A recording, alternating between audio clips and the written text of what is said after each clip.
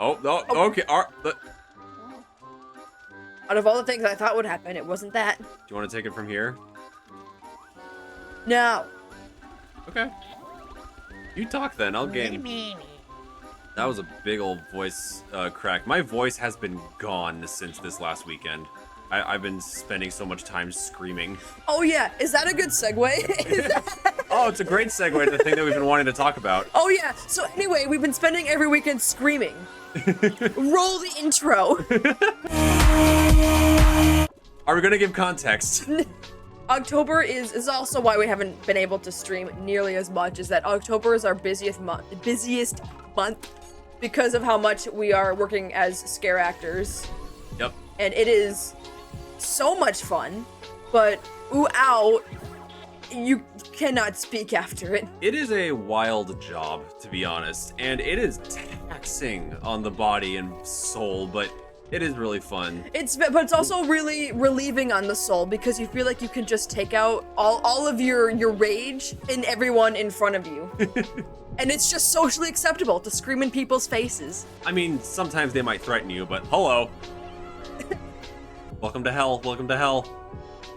What is happening? Boss number 2, Electric Boogaloo. I will say more about screaming in people's faces. It's being able to do it professionally for those. What did you say? I beat the boss. Nice. Okay. I remember that taking a lot longer when I was a kid. All right, sorry, go on.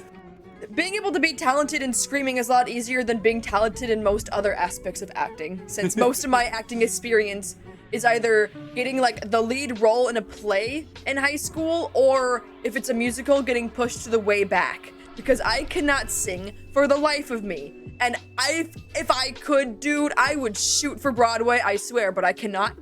So I will stick with screaming. I will find one way to be obnoxious and ruin my voice in front of people if it kills me. The funny thing is that I guess it's the same for you too, where neither of us are very good at, it's good at scaring, not good at scares. Because when I was first hired, I know it took me a long time to get used to the actual house that I was working in. Oh, for sure. Because my manager, he was just trying to walk me through it. And he just let me get fully, facing every single animatronic in my face. In my haunt, I'm a floater, which is the most fun and also most taxing job. Because I get to chase everyone throughout the whole haunt, using secret pathways and everything. It's my favorite. But I didn't know what I was even doing my first night because my manager was like, oh yeah, don't say boo, don't say get out. The whole thing is you're in a barn, it's about a butcher, and go. And I got lost trying to figure out even where I was as guests were coming in. Yeah, it's a lot to get used to right on the job. It's super fast paced. I mean, there are nights where it's like really slow. Like there's points where people are coming into the haunts like one after another and it just doesn't stop. And sometimes you like miss your cues. Sometimes there's just a massive conga line of people for no reason. God, the conga lines. When people go, okay, here's the thing about if you go through any haunted attraction ever, go at a normal human speed, please. I am so tired of people, like, it's one thing to get scared and go so fast that you miss the scares. Like, it sucks, but that's not as bad as going so slow that you just hang out in there and then other groups come in and it all just becomes one giant line. And it's so hard to jump scare people when it's just surrounded by people one after another. What is bro doing? Oh, okay. Oh, it hit me back. Okay, I was not expecting that. You instigated the fight, man. Now it's up to you. We've both been working at the same haunt for years. So at this point, I have like every spot in my barn memorized to the point where like, it doesn't matter where I am. If I hear something, I will know exactly where you are, how fast you're going. If I hear you scream or not, I'm like, okay, I know if this is a good group or not. Because if people go in and are just boring, I'll do my job, but it's not nearly as fun. But when I see people go in and they are screaming and terrified and falling on the floor, dude, I am chasing that group down. Oh yeah, it's so invigorating when you hear them scream. Dude, it's so satisfying. Oh my god. Sometimes they'll be screaming like before I even get to them. Like when they just start and like something just kind of goes wrong and I hear them in distance, I'm like, oh, this is gonna be good. This is gonna be a good group. If you are in a haunted house and there's no hidden pathways to run through, you are not utilizing a haunted house correctly. Because being able to pop out of one area, people get scared of me, and then I pop out of another area in front of them again, and they're like, where did you come from? And then I follow them out, like, the whole haunt through different pathways like that.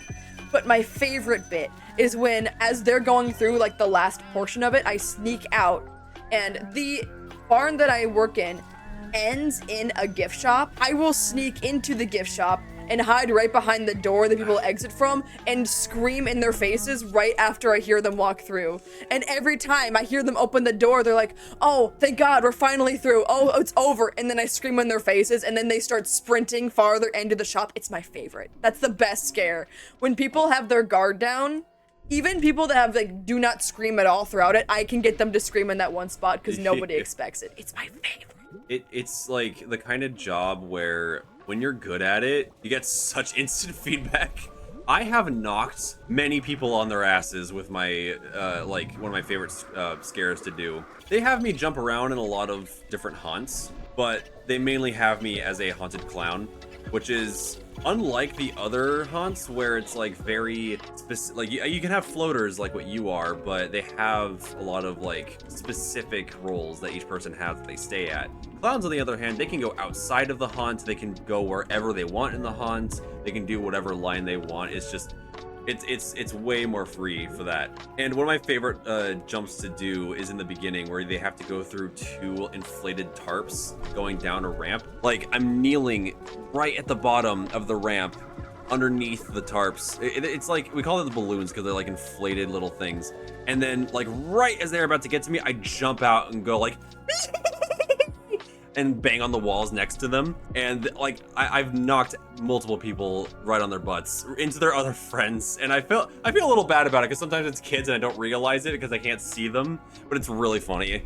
You really get a hang of the kinds of fear responses, because people will either run through like hiding their face behind their friends, or like people will like fall on their butts, or they'll do the like, it's like the Scooby-Doo Shaggy skedaddle with their legs.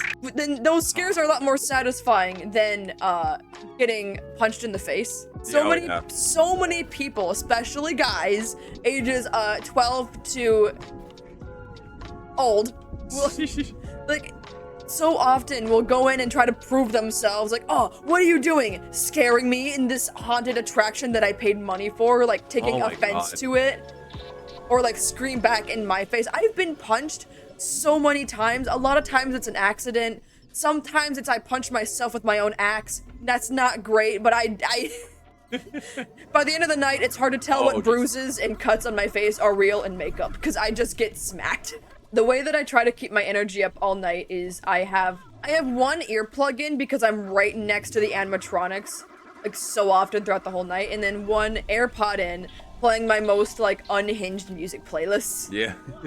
And I will say, it goes really hard listening to like fun Five Nights at Freddy's remixes while chasing people down with an axe. I will really be in the hallways following people like, maybe I am the man behind the slaughter. It's satisfying. I literally did have a moment just the other night where I scared a family like really good, and when I was out in the gift shop, a lot of people were just kind of hanging out in there watching me, because sometimes when I'm sneaking out and scaring people in the gift shop, there's gonna be people in the hallway watching me run in and out, and I try to be in character best I can, and I got like these people really good, and everyone around me was like, oh, you scared them, that's awesome, and I was like, yeah, I'm so cool, and everyone was like really impressed. And then I immediately turned on my heel and tripped over like a fidget toy and just ate floor immediately, and it was like everyone was just, oh, you okay? And I was like, I did my best, but I don't know how you can recover from that. I've had like a couple trip ups as a clown every now and then, but like nothing too major. I would just like, if I fall, I just roll with it and pretend it was part of the bit. I've had moments where I've lost my wig. Oh, really? Yeah, well, not lost my wig, like it fell off of me, but I played it off as like, ah, don't look at me, I'm hideous. It's easy to like play things off as a clown. I had a moment not too long ago where it was slow, because they try to get people to go to our haunt last, and we were waiting, and my manager was trying to show me like a new thing in the area, and I was with the other floater because sometimes it's busy enough where we have two, and it was slow for a second. So me and the other floater were like waiting in one of the rooms trying to like fix like this like thing with the animatronic, and we didn't hear a group come in. And so we're just like talking normally, and we turn, and they were so quiet, so I just figured it was our manager, and we just turned, and we just see two guys just staring at us, and so we're just standing there, just holding eye contact for a minute before me and the other floater just start going feral and start screaming at them. And it looked so out of context. It looks like the freaking, like the meme of the girls at the party holding the drinks at the camera. Like we're just kind of looking at them and then just screaming in their faces to get them to leave. I do remember one night I had a family, and we were all just kind of like, yeah, the mom's drunk. Because people be getting blasted before they go into haunted houses, which please don't ever. And this mom was just drunk, and she had her like little daughter, like little girl, I think like 4, 5 at most, really young, going through the haunt, and I scare them, and I can tell pretty immediately like this girl is not having it. She's like it's one thing to see a scared kid, it's another when it's like a red-faced toddler, like tears going down their face, and you're like, oh no, that's traumatizing, oh no. And the mom was into it. She was like laughing, trying to get the girl scared, and everyone else in the haunt kind of collectively was like, no, we don't like doing this actually. So by the time I scared them at the end of the gift shop, I went to go back in, and I saw just how distraught this child was, and I like kneel down and try to like give a high five like at a distance to make sure I didn't like fully get in her face, and she was so scared of me, and the mom was laughing, and I was like, I want this child to at least have a good memory to know that I'm still a person, please. So I kneel down, and I just have my arm out, and she's like, I don't know if I can touch you, like she's so scared to go near me, but I hold my arm out, and then she slowly walks up to me and then just gives me a hug and just cries on my shoulder, and I'm like, oh, you poor child. It's such a job where it's fun, but I think like it's very much possible that you can give a child a very formative fear. One of my favorite children, honestly, going through was this little boy who you could just tell haunted houses were like his special interest. He was going through, he was like holding a notebook, he had glasses, and he had a huge smile on his face throughout the whole thing. Like we were following him around, and every time I scared them, like the parents were more scared than he was. Like he would jump, but then he would laugh and be like, oh, that was so good. Like he was super into it. And every time he saw an animatronic, he would point and be like, oh, I think I know how they do that. Like he was just identifying everything until Swoggle. I scared them at the end, and then he was like, I think that was the best one. That one was so cool. And he's like taking notes in his little notebook, and I'm like, oh, I hope this kid starts designing things one day. He deserves it. Whew. Ow, gosh, my legs are sore as well. That's such a thing with scaring. Like, you're doing so much running around and kneeling and stuff. Oh gosh, a whole body workout. That moment when it doesn't hit you until the next day. Yeah. One of the biggest things we have to keep an eye out for is the amount of sororities and fraternities that will run through the haunts. Like, sororities are one thing because they're fun. They never want to go through, and they're always scared, and that they're fun to scare. Granted, every time we have one go through, I will hear from people who like go to use the bathroom and come back with a different story of what's going on in there. Because they're doing all sorts of kind of substances, doing all sorts of kind of each other, or just passing out in the stalls. It's always something.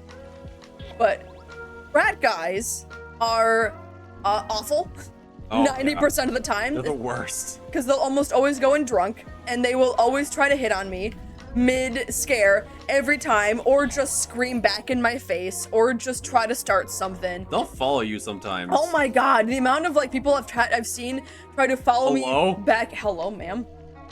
That will try to follow me back into the haunt, and I have to be like, no, you're not allowed in there. And then they will be like, okay, but I'm gonna anyway. No. I've had to like snag security so many times.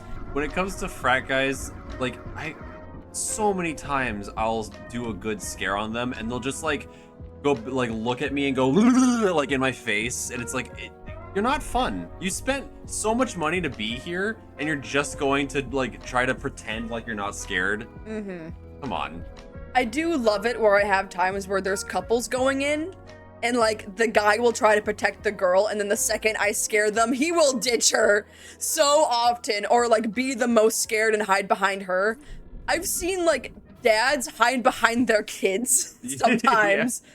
Another tip for going through haunted houses: just be sober, please. It has been such a trend that I have seen people online be like, oh, you know, take shrooms, take acid before going into a haunted house to make the monsters look Please real. Don't do that, please. People who go in drunk will always be extra obnoxious and or extra aggressive, usually both.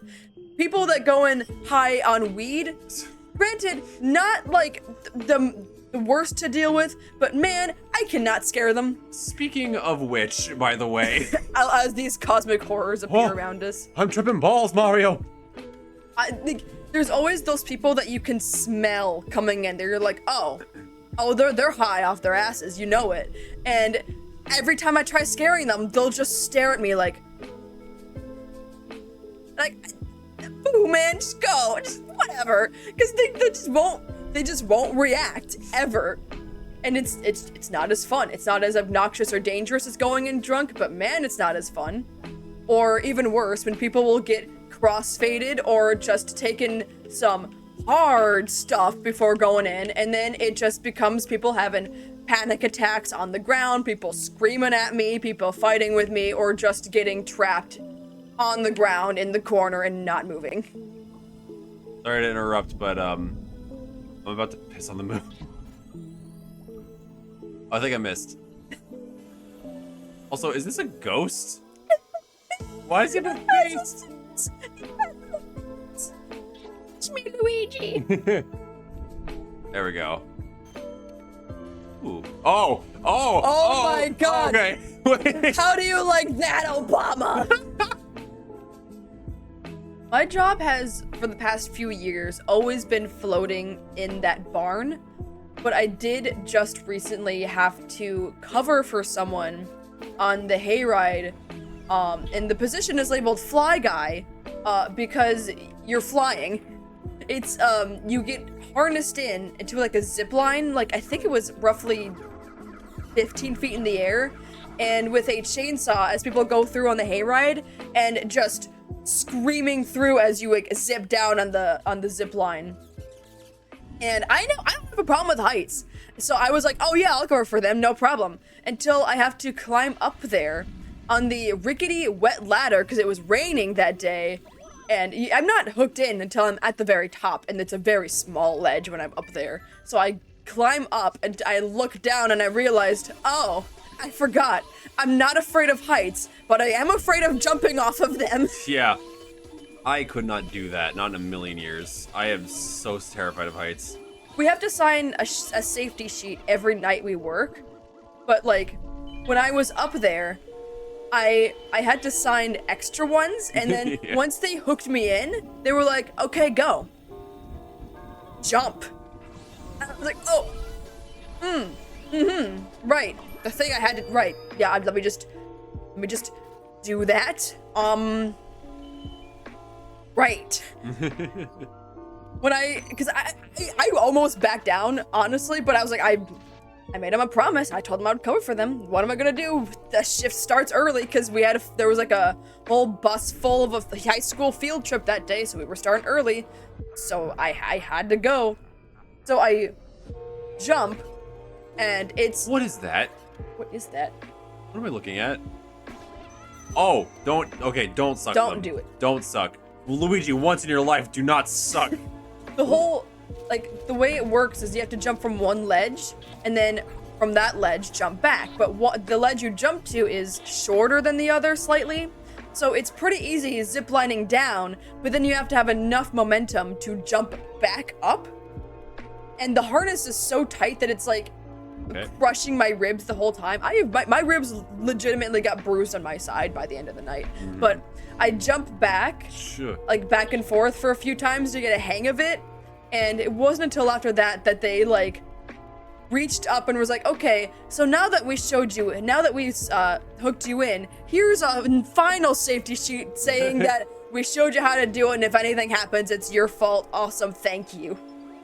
That's always a good sign. A really good sign that corporate really has your best interests. It doesn't even help that when they hooked me in, the guy was like, oh, I'm not sure where this piece goes, and I was like, oh yeah, it's my first time flying. He's like, oh, it's my first time hooking in the harness.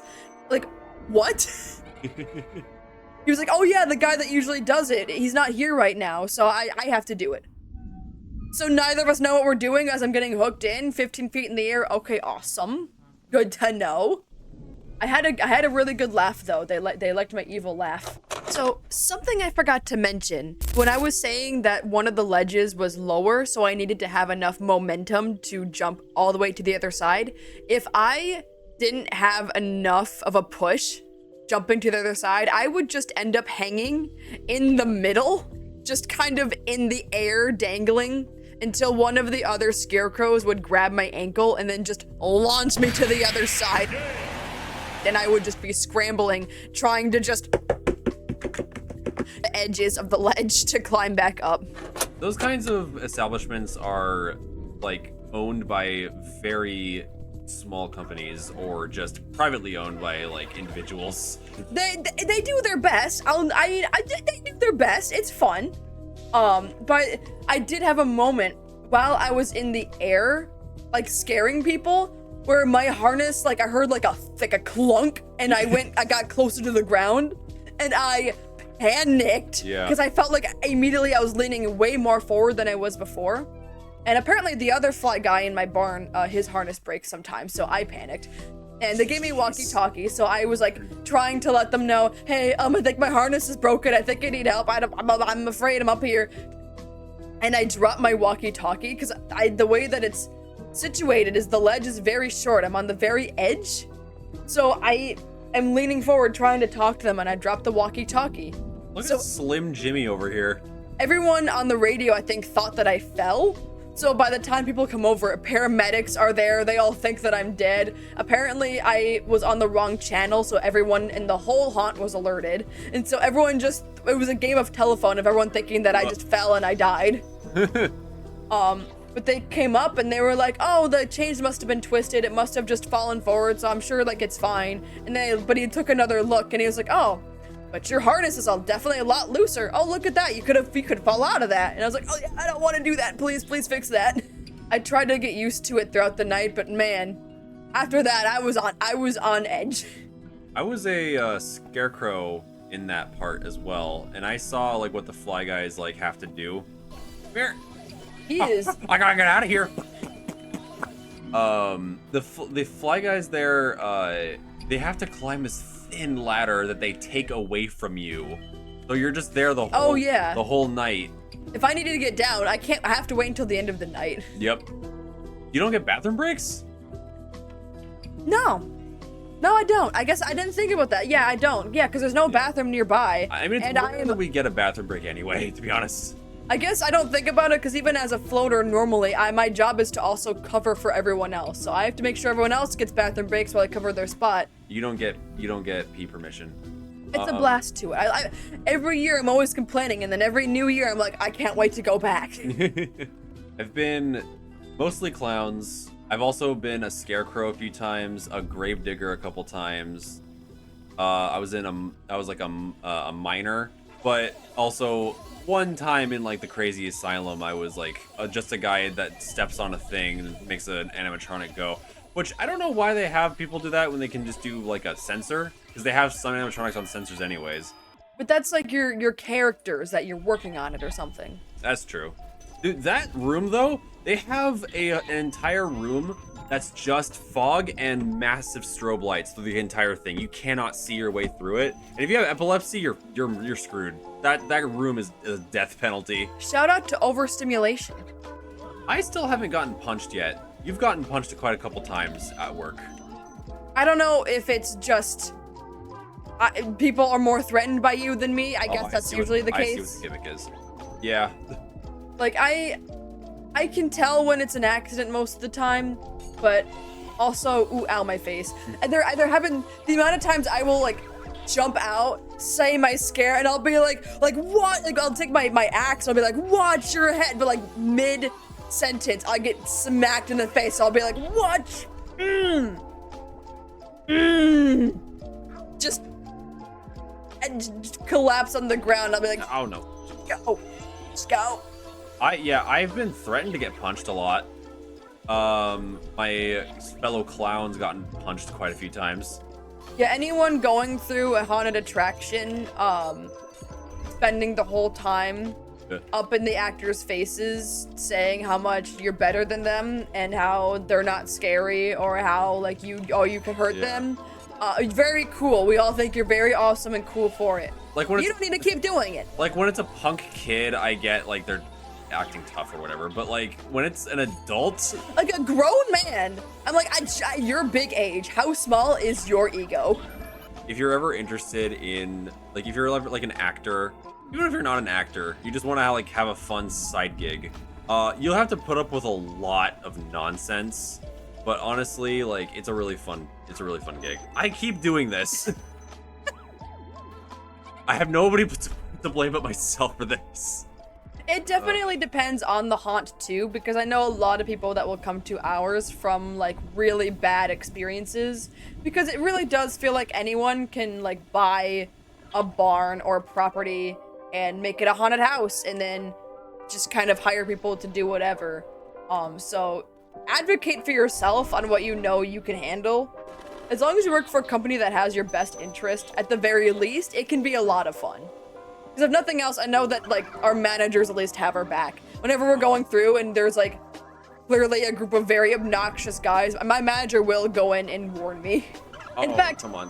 One of his favorite things is to dress up in costume and scare people himself.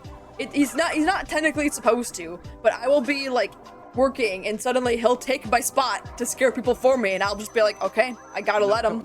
It's fun. No matter what, though, it's fun. It is fun. It is fun. It's stressful, but it's fun. It's only for a season too, so it's like, it's just like a good gig. Yeah, it's weird. Like the second you start, everything feels long, and then like next thing you know, it's Halloween, and you're like, oh, I have to wait until next year now. All right, well, thank you for joining us in this last little bit, our scare acting debacles. But for now, it's a lot of fun. It's a fun job to be part of. I want you guys to hear about it. But so long, farewell. Avitas and good night. Okay.